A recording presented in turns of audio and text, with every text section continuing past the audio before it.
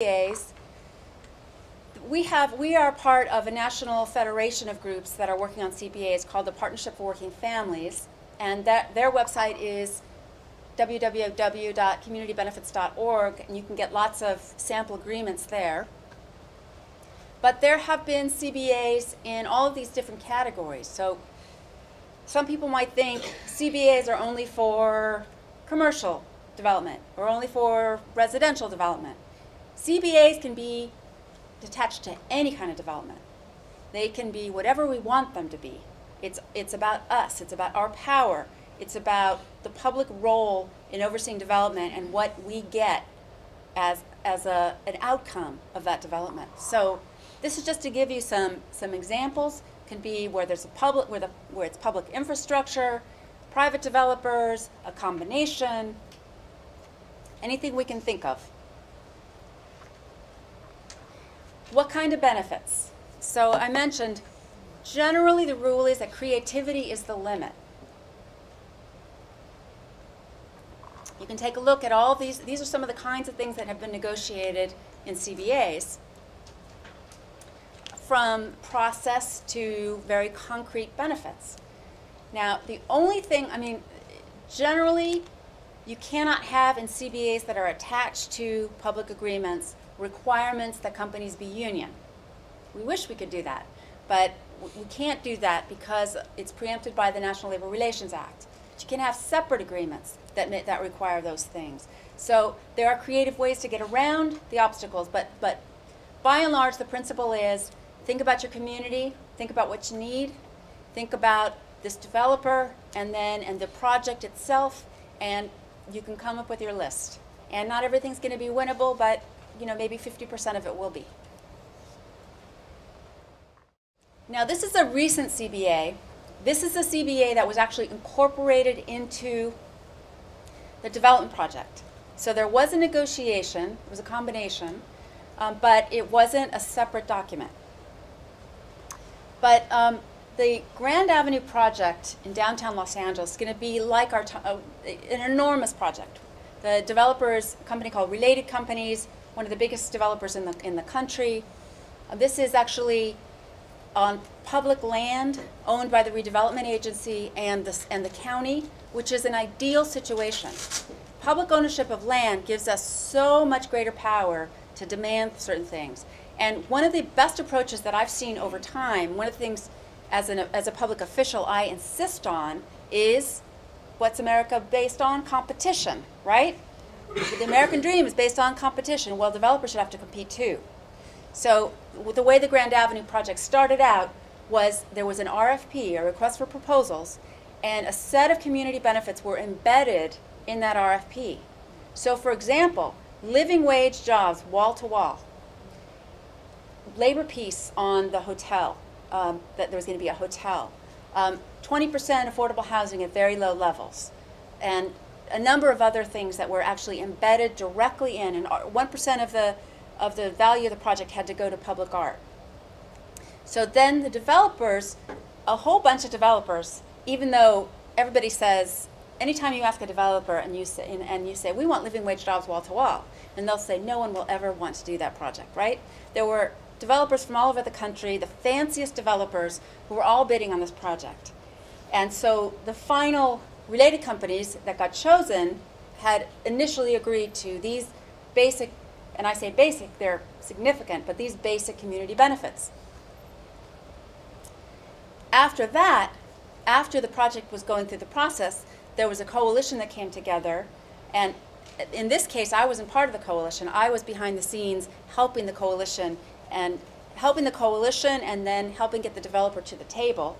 And then a coalition negotiated another set of things that on top of the original basic community benefits. So in the end, this is a very powerful, a very valuable and important CBA attached to a multi-billion-dollar project. So what I'm going to do is go through the list of community benefits for this project, the Grand Avenue project, to give you a sense of what's possible. And clearly when you have, there's a little bit of a continuum. When you have public ownership of land, you have the ability to ask for a lot. And so think about it that way. And when you have public subsidies, obviously that's one level down, and then discretionary approvals, like they want to change zoning or they want to have more density, that's one level down. That doesn't mean you don't ask for benefits, but you probably can ask for less as you go down. So this was the maximum. Affordable housing was 20% of total units, but this is skyscraper buildings. This is steel construction, the most expensive type of development that exists, and the 20% of the affordable units are going to be inside the project, so they're going to be on site. So you're going to have million-dollar condos or multi-million-dollar condos next to a bunch of rental units and some smaller amount of home ownership for people at 30%, 35%, and slightly above area median income. So that's kind of exciting to have that kind of luxury project that has a significant number of very poor families able to participate.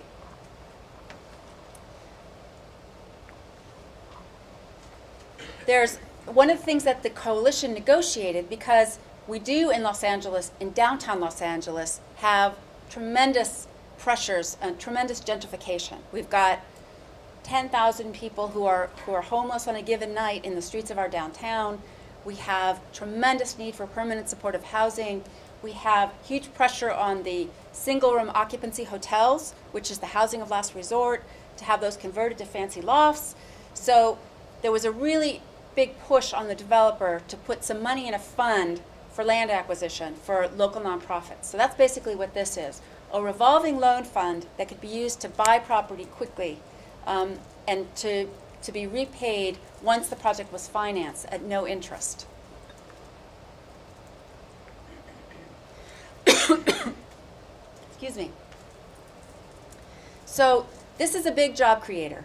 This project is going to have something like 5,000 permanent jobs, total 29,000 construction jobs, and that's obviously, the construction trades have a way of calculating full-time equivalents, but very significant number of construction jobs over a long period of time. We had very strong local hiring requirements, and a big part of what we wanted was percentage of the apprenticeship. We wanted the developer to use maximum number of apprentices. So under California state law, and it's really important to know these details because the pot of gold at the end of the rainbow is not just a crappy construction job. The pot of gold is getting into the union apprenticeship programs and getting a 4-year training program where you start by getting on-the-job experience, but you end up by being a journeyman. So we wanted, and it's challenging for the trades because they have a seniority list. And for all their history of racism, which we know is true, there are still challenges built in. So access to apprenticeship positions for people within high unemployment zip codes around the project, or at least in a radius, was really important. So 50% of the 20%. So 20% apprentices, 50% were going to be local low income.